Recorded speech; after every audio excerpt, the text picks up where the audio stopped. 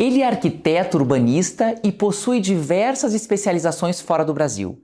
Trineto do Barão do Cerro Azul, um dos heróis da história do Paraná e protagonista da produção de erva mate no estado, traz o resgate histórico e o legado construtivo deixado por sua família como fortes influências de seu trabalho, repleto de significado.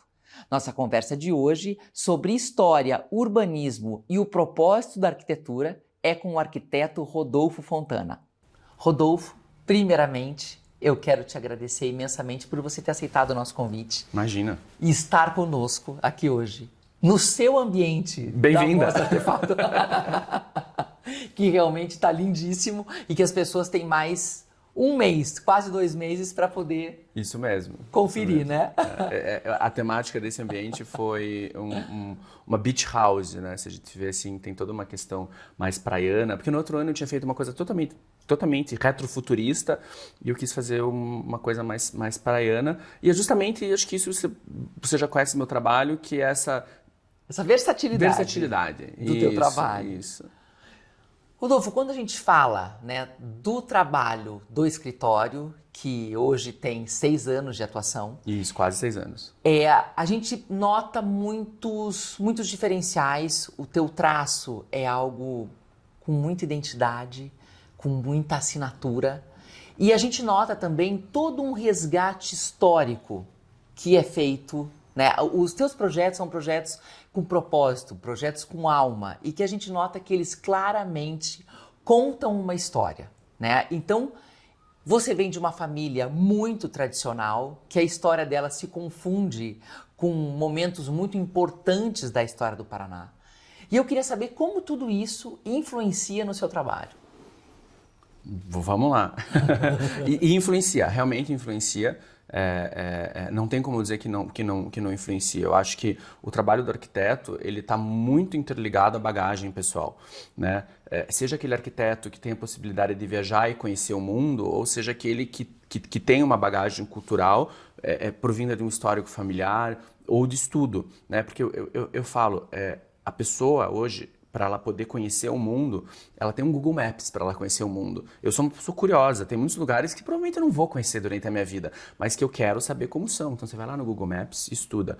Você tem tantos livros que você pode ler, né, e se influenciar. Então por isso que eu digo que não está só restrito a uma bagagem familiar, senão acho que seria muito mais uma injustiça, né, com aqueles que têm e aqueles que não têm isso. Mas eu fui abençoado de ter um histórico familiar,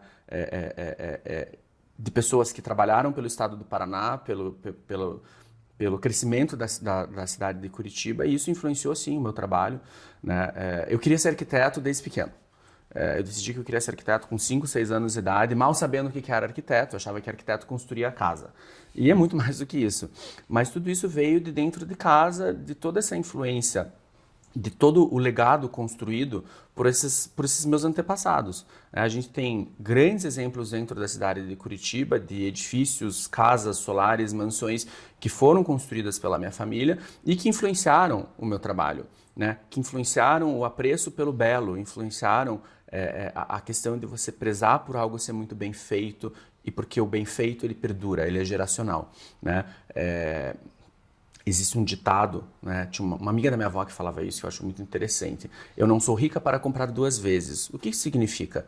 Se você faz uma coisa mal feita, você gasta o dinheiro 2 vezes. Com toda certeza. Então, é muito mais digno você esperar para fazer e fazer bem feito. Um bom projeto de arquitetura, comprar um bom paletó, né? E eu acho que isso é um pensamento também geracional de respeito construído, né? Então, vamos voltar assim para essas casas que perduraram esse tempo, a prova desse tempo, né? Que não tem como não me influenciar, né? A gente tem exemplos ainda que estão em pé, né? E outros que foram demolidos.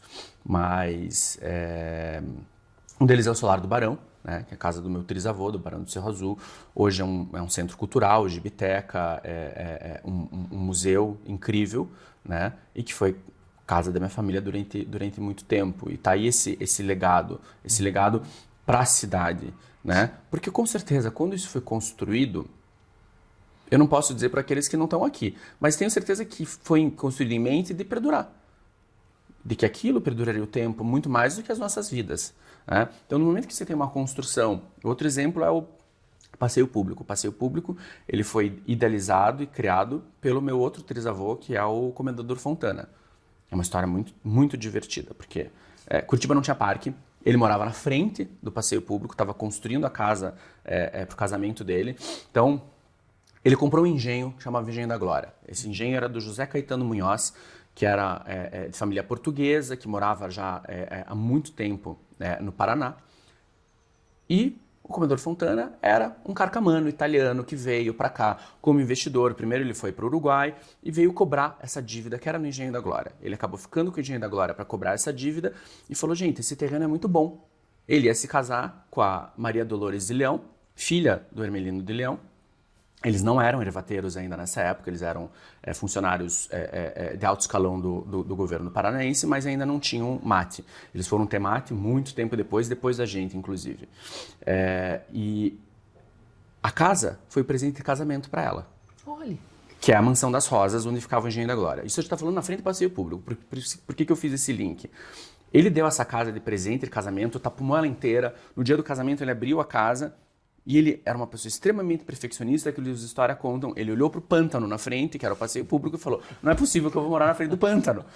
Ligou não, né? Escreveu uma carta para o presidente da província e falou, olha, você me dá a liberdade para transformar num parque? Tinha um conglomerado de terras privadas e terras do governo. Curitiba precisa de um parque, Curitiba está se desenvolvendo.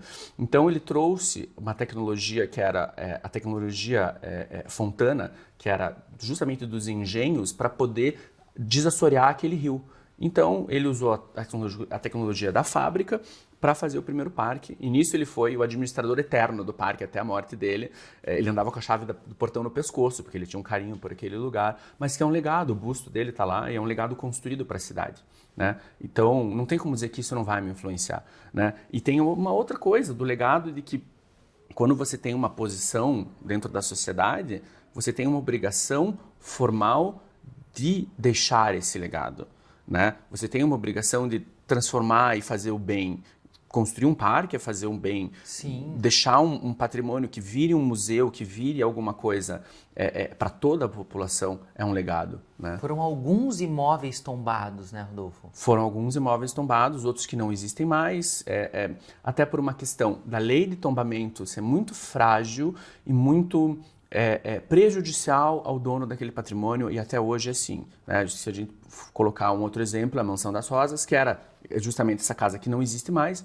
Hoje a gente tem um portal, se você passar na frente ali da Avenida João Galberto, você vai ver o portal. Essa rua se chamava Boulevard 2 de Julho. Era o caminho da Graciosa, e ali ficavam todos os palacetes do primeiro ciclo da erva mate. Então, tinha a casa do Cândido de Abreu, que foi prefeito da cidade, que foi marido da Maria Clara Leão, que morava na casa de cima. Tinha a casa dos Veiga, dos Fontana. Então, a gente tem um legado de inúmeras casas, até a Capela da Glória. Essa capelinha foi construída pela minha trisavó. Também é um legado construído, né? A capela está lá até hoje, tem os seus fiéis. A capela foi doada para a prefeitura nos anos 2000, para a Mitra. Então, tudo que sobrou desse histórico do bairro, né, ele está lá, ele tá preservado. Infelizmente a casa não, porque o que aconteceu com a casa, né? A casa estava condenada, era a casa mais antiga da rua, e ela era colada na entrada da rua. E essa rua, como o Boulevard 2 de Julho, ela foi sendo alargada, até que a rua chegou literalmente colada no muro da casa e fez com que toda a estrutura interna da casa tivesse totalmente condenada.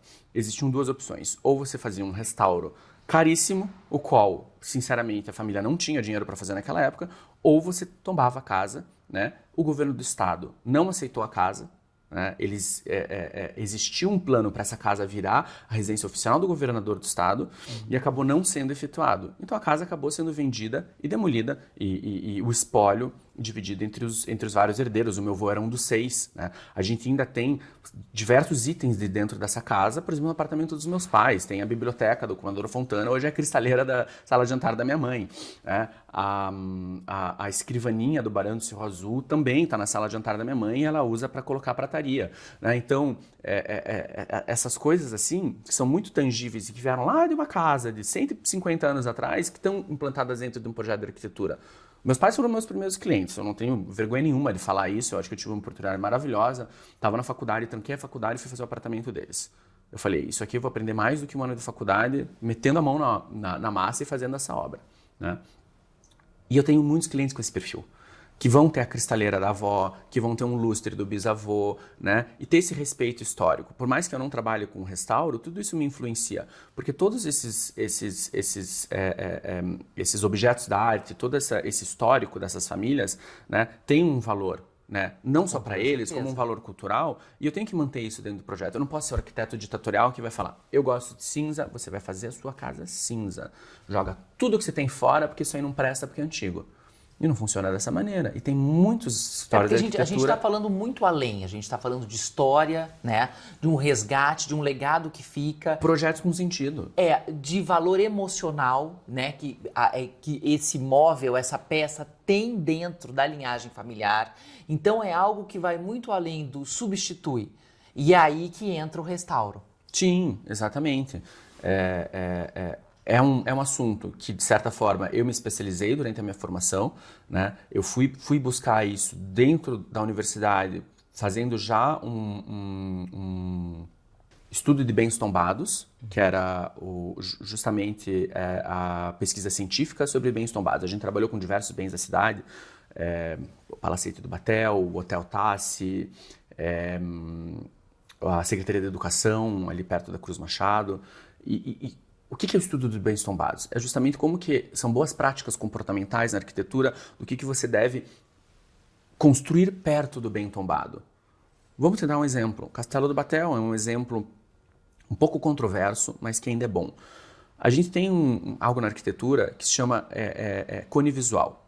Né? Então, o que eu fiz para respeitar esses bens tombados? É justamente o cone visual, você tem a rua aqui, o patrimônio aqui, o que você vai construir atrás, o que você vai construir do lado, respeitando esse cone visual. Atrás do Castelo do Batel, a gente tem um edifício espelhado de vidro, que assim, ele pode ser controverso em relação à estética, por ser um edifício espelhado, mas é 1000 vezes melhor do que se tivessem feito uma replicação da arquitetura do Castelo do Batel atrás do Castelo do Batel. Ele foi feito para desaparecer, e ele está dentro do cone visual do castelo. Se você olha da Avenida do Batel, você só vê o topozinho do edifício, para ele desaparecer, porque quem tem que ser preservado em primeira mão é o Castelo do Batel. E a gente tem essas bizarrices arquitetônicas no Brasil inteiro, de má preservação, aquela capelinha de Balneário Camboriú, que é uma vergonha, construir um prédio em cima, em Florianópolis também. Mesmo em Curitiba, você tem na Carlos de Carvalho um exemplo de um prédio que foi construído e só foi deixada a fachada. Que valor arquitetônico tem a fachada de uma UIP, de um bem histórico, se você não preserva a casa inteira? Sim. Existem tantas maneiras de fazer isso. Você pode transformar num restaurante, no hall de entrada do prédio. O construtor ainda... De uma forma que ele vire o protagonista e não que ele, Exatamente, que o bem histórico suma no meio da paisagem. Suma no meio da paisagem. Então, esse foi um estudo que eu fiz durante a faculdade. Aprofundei esse estudo logo que eu me formei. Eu fui para Nova York, fui para Parsons, The New School, e fiz um curso chamado Constructed Environments, que era justamente numa área não gentrificada da ilha de Manhattan, que é o Bowery, que agora está sendo gentrificada.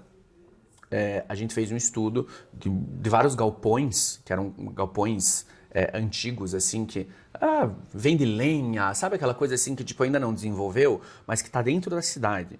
Né? Então era um estudo de como transformar aquele bem, porque aquilo lá tinha um valor arquitetônico, por mais ser um galpão, ele foi construído no estilo Art Deco, lá na década de 20, e transformar isso. Então a gente fez esse estudo, né, em Nova York. Esse bairro, muito engraçado, porque esse bairro acabou logo depois que a gente saiu desse curso. O Ian Schrager, que é o cara que era dono do Estúdio 54, que criou o conceito do hotel boutique com o primeiro hotel boutique em Miami, que era o Delano, ele criou Public Hotels em Nova York e bombou o bairro. Então, foi feito um museu praticamente do outro lado da rua. Então, a gente vê quando você consegue ver isso sendo atingido, né? Todo esse patrimônio antigo sendo reutilizado de uma forma só melhorar um bairro, que é um bairro que estava criminalizado, um bairro que estava cheio de galpão. E a gente tem o exemplo do Rebouças aqui em Curitiba, que nunca foi emplacado, né? Que aí a gente faz um link novamente para outro bem da minha família, que é as fábricas Fontana, né? Primeiro o Engenho Tibagi, depois Fábricas Imperiais Fontana, Moinhos Unidos, que é como é conhecido hoje, mas que a sede, que não foi a primeira sede da fábrica, que foi o Engenho da Glória, lá no Alto da Glória, essa foi em 1927, quando Curitiba começou a ter um cuidado de ter uma região industrial. Então, Rebouças foi a nossa primeira cidade industrial. Ali a gente teve a implantação de diversas fábricas, entre essas, essa da minha família. E, na verdade, foi a primeira também, em 1926 para 27, e depois em 28 vieram todas as outras do entorno. Era muito interessante, o trilho do trem passava lá dentro, a infraestrutura era muito boa.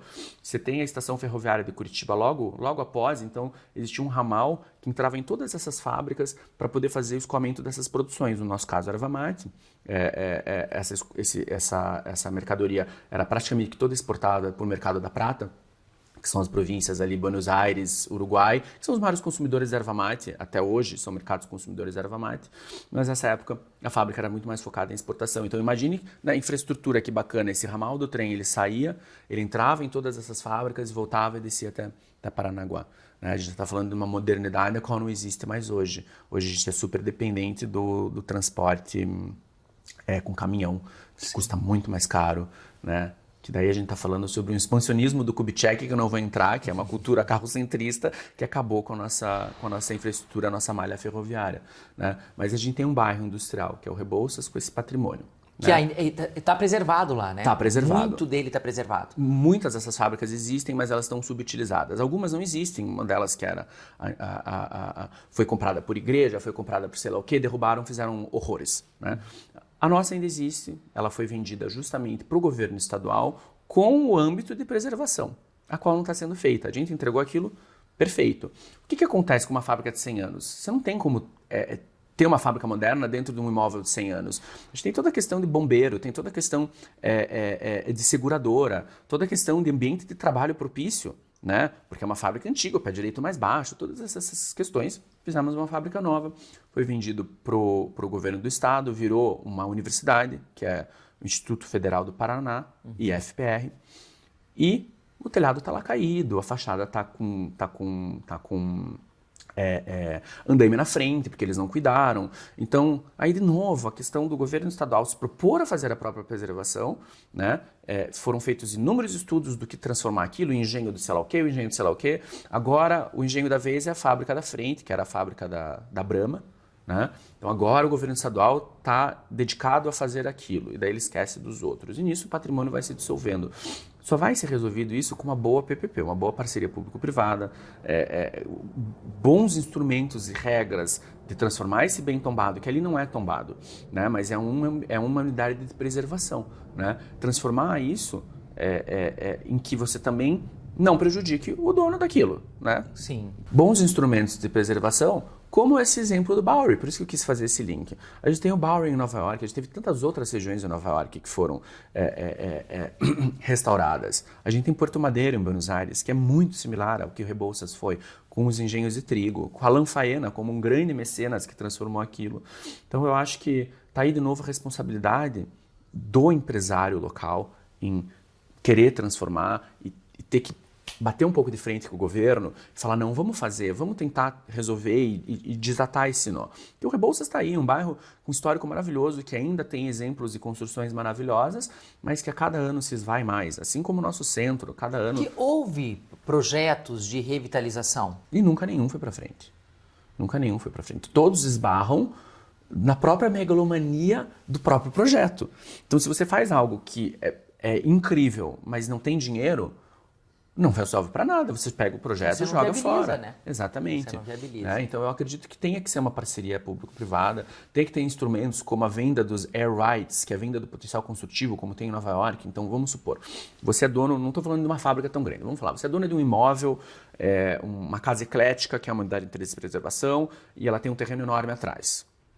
Ou mesmo ela não tem um terreno enorme atrás, ela existe e ela vai ser tombada. Por que o dono não vai demolir ela antes dela ser tombada e transformar num prédio? E é o que fazem. A gente precisa ter um instrumento daquela pessoa não ser prejudicada financeiramente. Claro.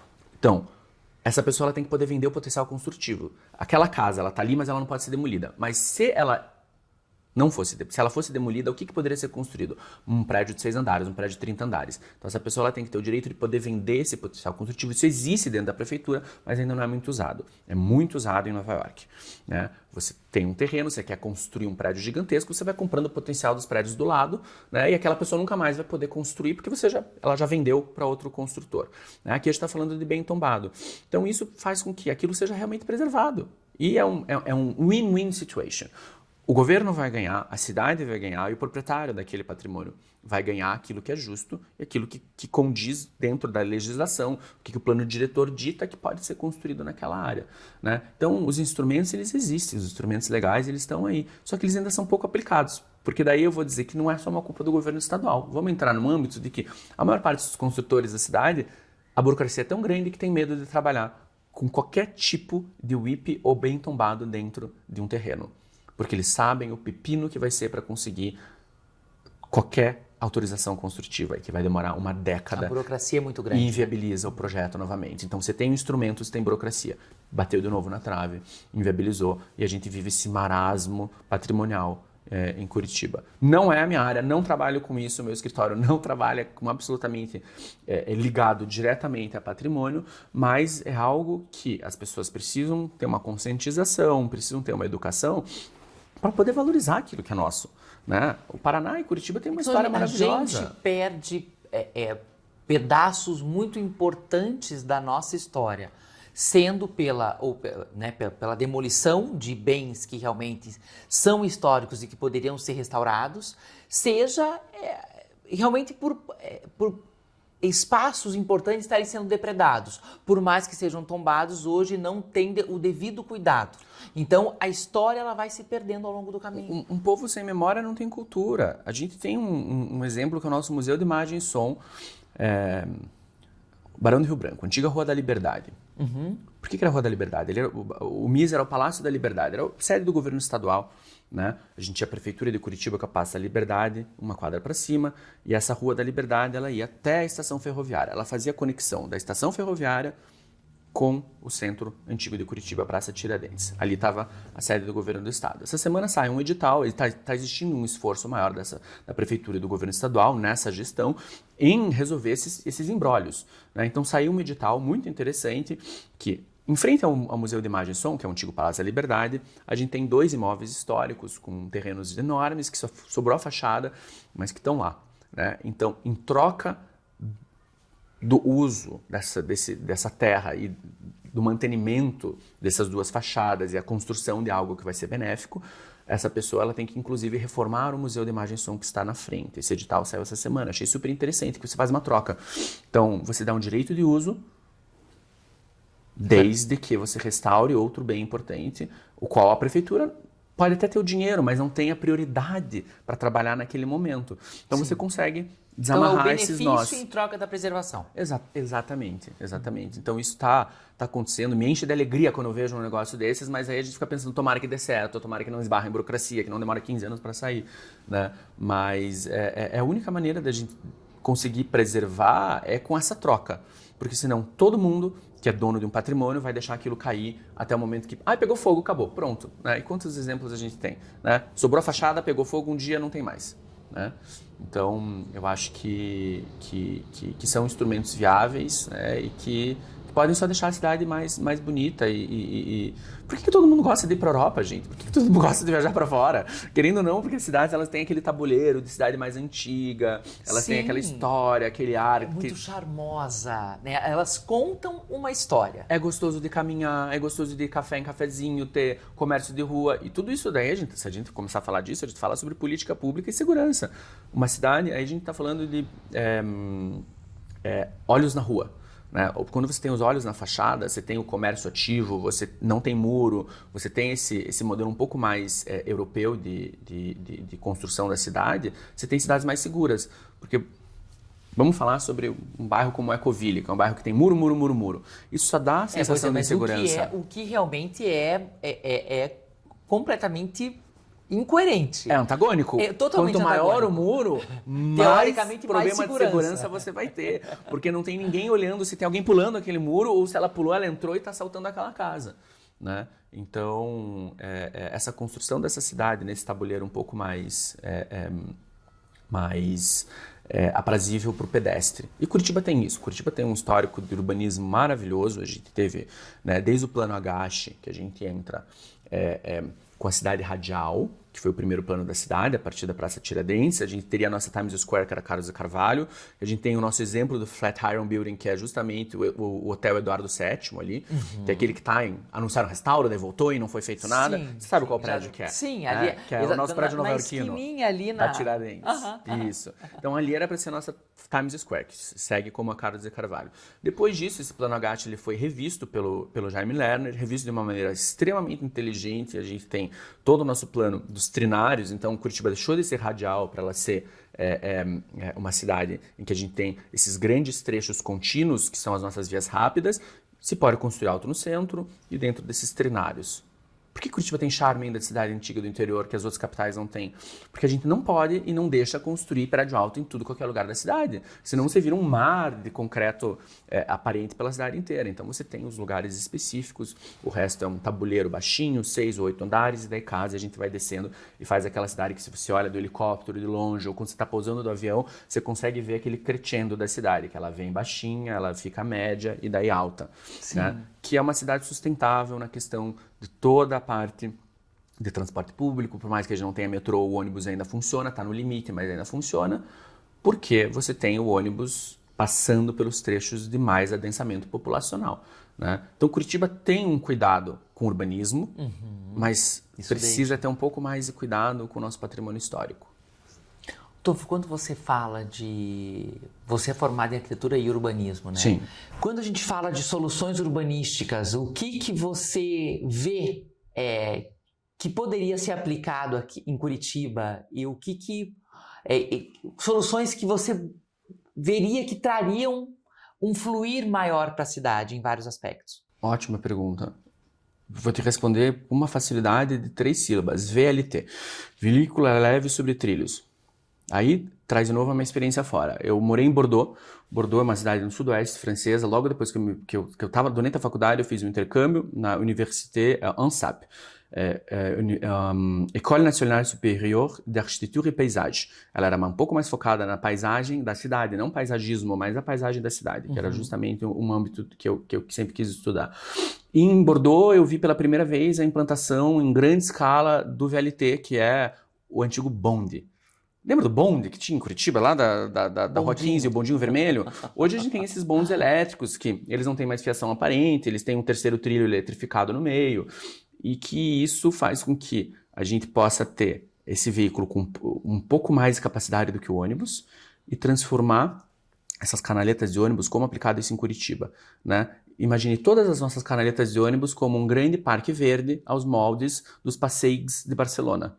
Então você tira aquela quantidade imensa de asfalto, você faz com que tenha um parque linear em que a população inteira vai ser servida para esse parque linear, que esse ônibus corta a cidade de norte a sul, de leste a oeste, nos 2 trinários principais que a gente tem, que vai da Covilha ao Santa Cândida, do Pinheirinho ao centro. A gente transforma tudo isso numa área verde, óbvio. Existem projetos para isso. A Volvo, como parceira do governo estadual, que tem fábrica aqui, quis lançar um outro modelo, porque daí era o Civic, que era um ônibus que passava por baixo da terra, ia custar mais caro, mas é um projeto muito interessante também. Mas o VLT seria uma solução bacana. A gente aumenta a capacidade do sistema de transporte sem grandes intervenções, sem grandes custos. Porque fazer metrô, ou você faz cut and cover, que é abre e fecha, e daí você destrói o comércio daquela rua durante anos e as pessoas literalmente vão perder os comércios, porque acontece, ninguém vai numa rua que está com obra por tudo. Sim, né? Então é muito traumático para a população. O comércio é totalmente impactado. Ou você faz deep underground, que custa muito caro e que, além de tudo, a gente não tem um solo apropriado para isso em todos esses estudos que foram feitos na cidade. Então eu acho que o VLT, imagine você transformar todas aquelas canaletas, o que elas já são no domingo. O que as pessoas fazem no domingo na canaleta? Vão andar na canaleta, vão ver a rua de outono, as pessoas vão andar de bicicleta, ela já tem um papel informal que a população pediu. Porque no momento em que a população toma conta de um objeto, que é uma canaleta, no domingo, que passa pouco ônibus, e transforma aquilo num parque, você vai na Ecoville, no outono agora, tá cheio de gente tirando foto na canaleta, Sim. porque aquelas árvores são maravilosas. Agora Não, imagine... eu moro ali, eles param em cima dos viadutos, é uma multidão ali para fazer foto. Exatamente. E até te contando uma coisa bem curiosa, eu tenho uma prima que passou a morar em Curitiba, veio morar para cá tem um mês. E eu levei ela para caminhar justamente na canaleta do Ecoville. E ela dizia assim, meu Deus, mas as pessoas caminham aqui e o ônibus passa e como que vocês ficam tranquilos aqui? E realmente já virou uma cultura muito grande do curitibano. No domingo, que a gente tem pouco transporte público passando, as pessoas caminharem e se exercitarem por ali.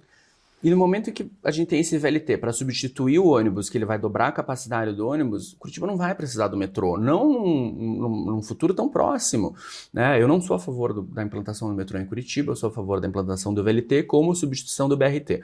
Existe um saudosismo dentro de uma parte burocrática da cidade, que o BRT foi inventado aqui, ele foi moldado para mais de 1000 cidades que utilizam o nosso modelo de BRT, feito pelo Jaime Lerner, mas a gente pode adaptar isso ainda com orgulho curitibano, continuar tendo as nossas estações tubo, continuar tendo esse ideal do vermelhão, só que isso no VLT, porque você tirou todo o asfalto, o VLT, o trilho ele pode estar dentro da grama, a parte eletrificada só eletrifica quando o VLT passa, então não tem risco nenhum de eletrocutação, né? E você transformou aquilo num parque que Curitiba não é tão conhecida pelos nossos parques, e aí a gente entraria numa vanguarda na frente do mundo inteiro, em que, porque Curitiba ficou para trás, e está ficando para trás, cada vez mais para trás, pela nossa falta de inovação, né? Seria realmente colocar a gente na vanguarda urbanística do mundo novamente, com esse corredor verde cortando a cidade inteira, que você soluciona basicamente duas coisas. Você soluciona lazer e transporte público, né? E ainda a valorização de todos os imóveis nessas avenidas que estão nessas canaletas, que é a Padre Anchieta, a República Argentina, a Monsenhor Ivo São Lourenço, se eu não me engano, para cima a Avenida Paraná, né? Em que tudo isso seria você tem imóvel em frente a um parque, a um calçadão maravilhoso. Óbvio, você deixa uma via lenta para os carros passarem, como tem em Barcelona, né? Mas você continua ativando a vocação comercial dessas ruas, porque elas têm vocação comercial. O Jaime Lerner planejou o centro do Trinário com vocação comercial, onde tem as galerias, e a vocação residencial está no entorno das duas vias rápidas, e aí está o conglomerado populacional dessas pessoas usarem o nosso sistema de transporte público. Por isso que ele é tão eficiente, por isso que você não precisa ter grandes linhas de ônibus pela cidade inteira, com tanta capacidade, porque elas têm mais capacidade onde tem mais prédio. É um sistema que funciona. Funciona, mas está no limite. Sim, Tá no limite. sem dúvida. Rodolfo, falando um pouco, soluções urbanísticas, para a gente trazer, né, um pouco da tua formação e realmente assuntos e aspectos que a gente percebe que você tem um envolvimento e uma bagagem cultural muito rica em relação a isso. Trazendo um pouco da biofilia, a partir do momento que a gente fala dos parques, eu queria saber um pouco desse teu olhar, né, da influência cada vez maior, ainda falando muito de Curitiba, né, da biofilia na arquitetura da cidade. Sim. E trazendo isso, toda essa influência para o teu trabalho dentro do escritório, trazendo para as residências. Show. Bom, a questão dos parques de Curitiba, que também é genial se a gente for ver por que Curitiba é uma cidade de poucas enchentes. Ela é uma cidade de poucas enchentes porque os nossos parques são parques esponja. Eles foram planejados desde os anos 70 até os últimos, que foram implantados no início dos anos 2000, em áreas de baixio, de bacia hidrográfica, com grandes lagos que são feitos para alagar.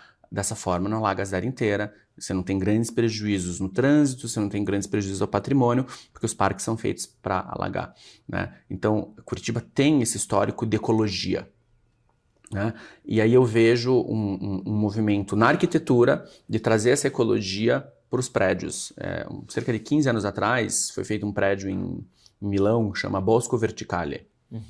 E ele foi o grande exemplo da implantação dos jardins verticais foi o precursor. Em grande escala, exatamente, é conhecido no mundo inteiro. Depois foram feitos aqueles absurdos, aquelas cidades de jardim na China, que era ninguém quer morar, porque é tão utópica a coisa que tem tanto bicho nessas varandas que as pessoas não querem morar nesses apartamentos. Então você tem que ter um cuidado com aquilo que você porém implanta. não muito funcional. Você tem que colocar uma planta que não vai atrair um monte de... Junto com a biofilia tá toda a diversidade, né? Com certeza. De fauna, né? Então você tem que ter esse cuidado. Mas está tendo um movimento dentro da arquitetura, né? Que é justamente desses prédios mais contemporâneos, tendo esse resgate do verde nas varandas. Eu acho isso muito interessante. De novo, se for muito bem pensado, né, a gente tem que ter uma consciência de que o construtor tem que fazer muito bem essas varandas, porque senão o coitado da pessoa que compra isso vai ter problema de filtração o resto da vida, né? Então, assim, isso sendo bem feito, bem implantado, com as espécies corretas, que são as espécies endêmicas do nosso ambiente, né? Você não vai ter espécies exóticas colocadas aí nesse meio termo, assim como eu não sou contra espécies exóticas. Existem espécies exóticas no paisagismo urbano, que elas não são invasivas. Então não tem problema de uma espécie exótica você ter uma palmeira diferente, uma árvore X, aquilo, desde que ela não seja invasiva à nossa flora natural. Mesma coisa para esses prédios, né? Então está tendo esse movimento super interessante, né? E isso influencia o meu trabalho de certa forma, porque eu vou ser muito sincero com você, eu não sou o maior fã do brutalismo, que são aquelas construções, Escola Paulistana de Arquitetura, Paulo Mendes da Rocha, obviamente tem o seu valor arquitetônico. Quem sou eu para criticar um Paulo Mendes da Rocha?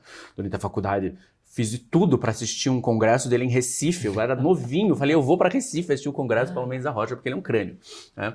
Mas não é algo que visualmente seja aprazível ao meu gosto. Acho que as pessoas têm direito de ter gosto. Mas eu acho muito interessante o brutalismo, essa arquitetura do concreto armado, ela funciona muito bem com a biofilia junto. E a gente está tendo esses novos prédios em Curitiba, em que eles... Há o contraste. Exatamente. Porque senão a gente deixa as nossas cidades ainda mais cinzas e mais tristes e mais cheia de vidro espelhado. E, sinceramente, a gente precisa de cor. A gente não precisa de mais cinza, né? A gente precisa de mais verde, a gente precisa de mais cor. Então, eu acho muito interessante esse movimento biofílico. E os meus clientes têm me pedido muito. Cada vez mais comum num projeto, seja de um apartamento, que às vezes você não tem como você trazer isso por uma varanda de uma cobertura, porque daí você tem um pouco mais de liberdade, ou na própria casa, né? Os terrenos são cada vez menores, a gente tem que aproveitar o muro, tem que fazer um muro verde. Você não tem mais tanto jardim como você tinha antigamente, mas as pessoas elas querem essa sensação do acolhimento do verde. Mesmo que em espaços pequenos, né? Mesmo que em espaços pequenos. É um respiro necessário, né? É uma conexão que faz muita falta quando ela não está presente. A gente precisa, né, de verde. Eu sou uma pessoa adepta ao grounding, que é você tirar o teu sapato e pisar na grama, pelo menos uma vez por dia, porque a gente tem que fazer a nossa energia, energia, você tem que trocar o positivo com o negativo, né? Isso é científico, né? Então as pessoas elas precisam ver verde, elas precisam estar inseridas, né? O ser humano, ele não ele não nasceu em cidade. Hoje nós vivemos em cidade, mas se a gente for ver, a gente precisa ter contato com o verde. Por isso que tanta gente, fim de semana eu preciso pra praia, preciso pro campo, preciso pra chácara. Porque você precisa ver verde, tá dentro do nosso... É uma ansiedade coletiva. Exatamente. Então poder implantar isso, seja numa varanda de um apartamento, né? Você conseguir bloquear um pouco do visual, ver verde. Eu fiz agora um projeto muito interessante. É um apartamento de cerca de 700 metros quadrados, um apartamento gigantesco, e que ele já tinha sido concebido na arquitetura do prédio com essas floreiras, mas ninguém dava mais bola para as floreiras. Eu fiz o 12º andar, a gente fez uma floresta tropical maravilhosa. A vista desse meu cliente, hoje ele vê praticamente só verde em todas as floreiras, né? O que aconteceu? Um movimento muito interessante. Passei no prédio 6 meses depois, todos os vizinhos estão começando a implantar verde nas floreiras. E eram aquelas coisas, sabe, prédio mais antigo, dos anos 2000, tava abandonado aquelas floreiras. Foi você ver um que implantou, a pessoa falou, nossa, isso aí ficou bom, né? Eu também quero esse verde na minha casa. Influencia. Né? Então, esse trabalhinho que as construtoras, que os arquitetos têm, é de literalmente fazer um trabalho de educação à população e de influência. Porque a arquitetura ainda é um assunto pouquíssimo difundido na sociedade em geral, né? As pessoas ainda acham que arquiteto só faz decoração de casa de rico, o que não é verdade, porque o nosso objeto de estudo ele vem desde uma escala gigantesca, que é a cidade, até uma microescala, que é um desenho de imobiliário. A gente está aqui num espaço que é justamente para valorizar esse imobiliário, né? Então, arquitetura aliada com mobiliário. Então, as escalas de trabalho do arquiteto são muito ricas e os objetos de estudo também, né? A gente tem que entender de geografia, a gente tem que entender de urbanismo, a gente tem que entender de história, a gente tem que entender de beleza, porque beleza é quantificada. Se você não sabe, não estudou Roma e Grécia Antiga e proporção áurea, sinto muito, você não vai conseguir implantar isso de uma maneira correta dentro de um ambiente que seja de design de interiores. E são os erros mais crachos que eu vejo, são justamente esses. Você olha e fala, gente, cadê a proporção desse espaço? Né? Porque não houve um estudo também, daí entra em outra coisa. Você viu recentemente que eu estava em Nova York fazendo um curso de especialização em arquitetura clássica. Eu não vou sair por aí construindo um Partenon novo. Mas eu preciso entender como que ele foi construído, porque o estudo da arquitetura... Novamente é o resgate histórico. Novamente. E, infelizmente, as nossas universidades não ensinam arquitetura clássica na prática, somente na teoria. Você tem aulas de teoria sobre arquitetura plástica, arquitetura antiga e história. Mas você não estuda o clássico como projeto. Então, eu fui para Nova York, fiz um curso de 1 mês, que era aprender a projetar o clássico. Como que isso influenciou diretamente nos últimos 6 meses do meu trabalho? Mudou completamente a minha percepção de escala. Porque no momento em que você estuda o clássico e você entende que tudo vem da escala do corpo humano, o modelo da coluna dórica, jônica e iônica, a base é baseada no tamanho dos nossos pés, o capitel é baseado no tamanho da nossa cabeça e que você tem tudo isso perfeitamente conversando entre a nossa escala, porque nós somos os usuários, né? Você é a pessoa que está dentro do espaço. Então a gente tem que projetar para humanos e não para gigantes. Não aquelas casas com portas de 7 metros de altura que é para uma girafa passar dentro.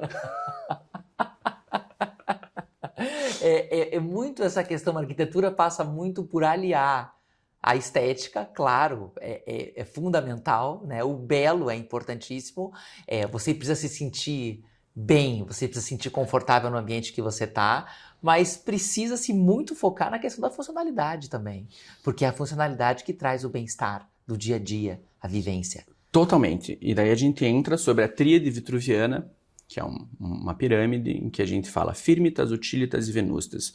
Isso vem lá do homem vitruviano, de Vitrúvios, é a tríade da arquitetura clássica. Isso está no site, que eu estou montando meu site, está quase para lançar, a gente vai lançar esse ano.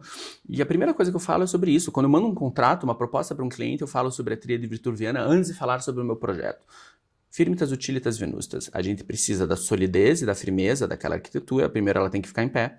Utilitas, ela tem que ser extremamente funcional. E venustas vem da deusa de Vênus, que é a deusa da beleza. Então a arquitetura é os três. Se você tira uma base do tripé, uma cadeira de 3 pés, ela cai. Né?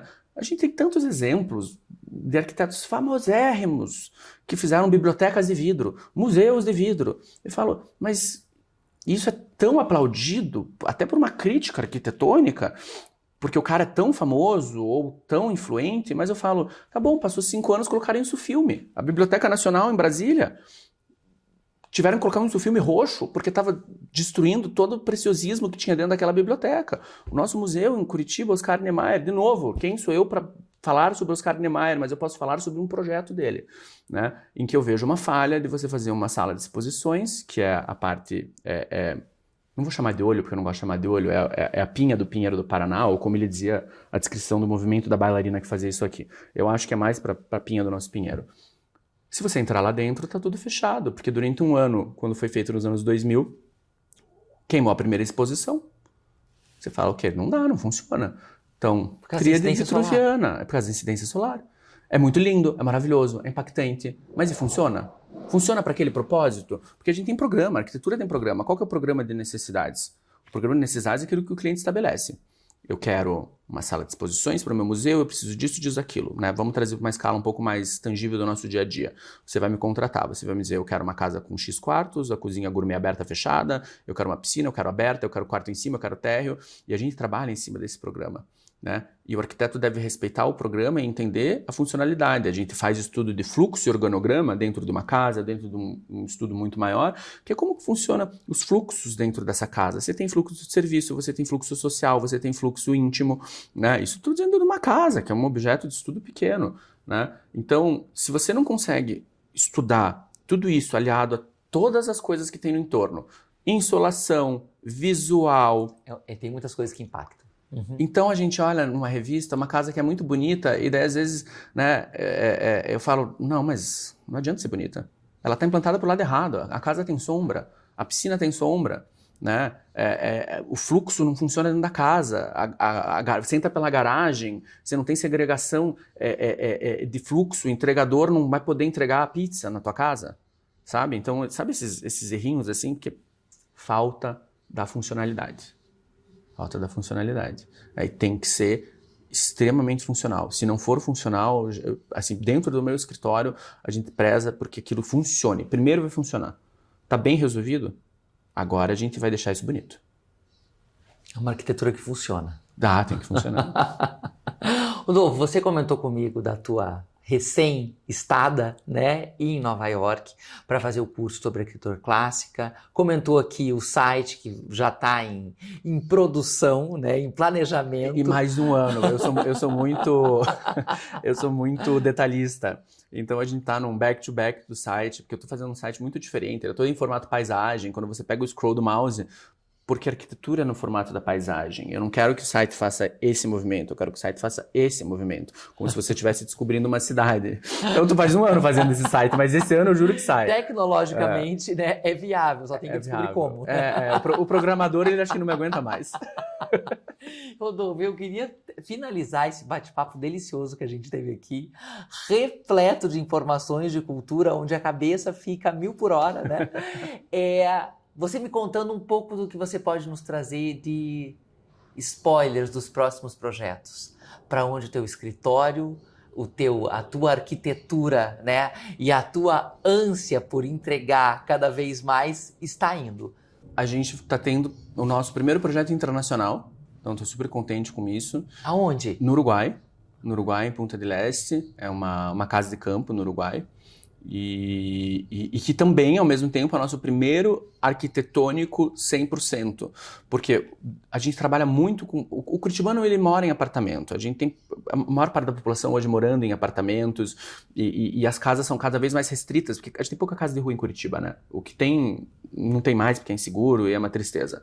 As pessoas ou moram em condomínio ou moram em apartamento. Cada vez mais. Cada vez mais. E cada vez menos nos condomínios, e os condomínios cada vez com terrenos pequenos, né? Então tem essa tendência das pessoas quererem uma casa de praia, uma casa de campo, terem mais espaço. Então é o nosso primeiro projeto 100% do escritório, em que o arquitetônico é nosso, não só arquitetura de interiores ou paisagismo.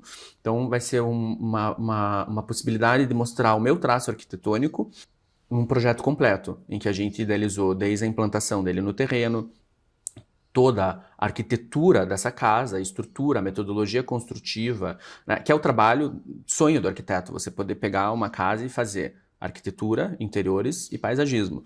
Então eu estou fazendo arquitetura, interiores e paisagismo. Sim. Porque assim, sempre vai ser um projeto mais completo se você tem um arquiteto tomando conta disso. Óbvio que tem que ser uma pessoa capacitada, que tenha um know-how de trabalhar nessas 3 áreas. Que existem muitos arquitetos que são especializados em paisagem, outros que são especializados em design de interiores, e eu gosto de transitar por tudo. Né? Da mesma forma com que as minhas influências estéticas elas transitam do mais clássico ao mais contemporâneo de acordo com a necessidade do cliente, eu gosto de transitar nas escalas. Então, finalmente, consegui fazer uma casa que é uma casa grande, uma casa de mais de 800 metros quadrados, num terreno de 4.000 metros quadrados. Então, é uma casa térrea.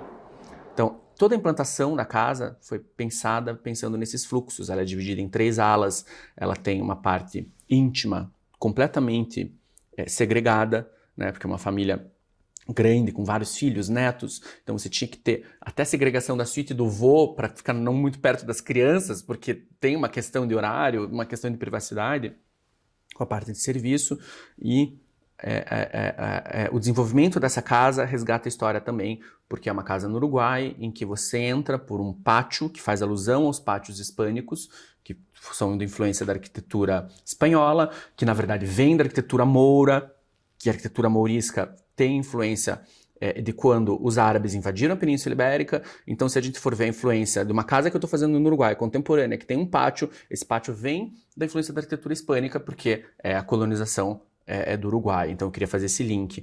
Mas, na verdade, isso nasceu no norte da África, com a arquitetura árabe, que eram esses pátios, porque era muito quente, e você precisava ter esses objetos, esses pátios que eram os oásis, que tinham as fontes, né, para ter um lugar de temperatura mais aprazível dentro dessas casas. Né? Então, se for ver uma casa que eu estou fazendo em 2025, a influência ela vem resgatada de várias referências. Né? E acho que isso define bem o que a gente faz no escritório. Você acredita que a arquitetura é lógica? Totalmente. Mas tem que ter emoção. Tem que ter emoção. Porque senão a gente vira um robô. Senão coloca lá a casa lá, porque ela foi feita para ser assim. Mas se você der o mesmo terreno para 10 arquitetos, eles vão fazer 10 projetos diferentes e os 10 podem ser muito bons, porque cada um vai usar da sua lógica e da sua bagagem para implantar aquele projeto, das suas referências e da sua estética. Né? Então não pode ser só lógica, tem que ter o lado emocional, tem que ter o lado pessoal. É o exato e o subjetivo simultaneamente. Simultaneamente, né? Exatamente. Porque a pessoa que ela vem me ligar para o escritório, que ela vai querer me contratar, né? Ela vai querer toda essa bagagem, mas ela tem o programa de necessidades dela. Eu não posso chegar e dizer, ele me pediu uma casa de 3 quartos e eu projeto uma de 6 porque eu tô afim de projetar. E tem arquiteto que faz isso. Rodolfo, foi uma delícia conversar com você. Foi muito bom. Incrível. Nossa, foi realmente assim, um olhar no sentido de descomplicar a arquitetura. E entender um lado que ao mesmo tempo traz muita emoção, que é um resgate histórico, mas também traz a exatidão dos porquês, né? Por que a posição de uma casa, por que o material, porque em alguns lugares cabe o vidro, em outros não. Então, você realmente olhar, entender que ao mesmo tempo que ela traz muita emoção, ela é uma ciência exata. Te desejo muito sucesso nos teus projetos, que você Obrigado. volte para nos trazer as novidades, que a gente consiga futuramente compartilhar fotos desse trabalho incrível que você faz e que o escritório... Quando a casa estiver pronta, eu vou te convidar para visitar. Ah, vai ser um prazer Tenho enorme. certeza absoluta que o cliente vai deixar. A gente faz um bate-papo na varanda. Gravamos o episódio do podcast de lá para antecipar. Tem que ser no pôr do sol. Sabe por quê? O nome da casa vai ser Il Tramonto, que é pôr do sol em italiano. Ai, que lindo. Existe uma tradição no Uruguai que todas as casas têm que levar um nome, né? E daí eu falei pro cliente, eu não posso escolher, a casa não é minha, você tem que colocar alguma coisa que seja referencial à tua história também. Claro. Né? Então, como é uma família de bagagem italiana, vai ser Il Tramonto, porque o Porto Sol no Uruguai é fantástico. Você não tem montanha no Uruguai, né? Então o Porto Sol dura mais tempo. Vamos fazer uma gravação. Vamos. Obrigada, Rodolfo. Obrigado. Gente, eu conversei então um bate-papo delicioso com o arquiteto Rodolfo Fontana. Encerramos aqui com dor no coração esse bate-papo. Acompanhe as nossas redes sociais, os nossos canais para acompanharem as próximas entrevistas. Gostaria de fazer um agradecimento especial à Artefato, que nos propiciou, né, o espaço do Rodolfo para gravar essa entrevista hoje, Domo e Light Studio, da Ipanizo Joias de Luxo e a La Forte. Até semana que vem.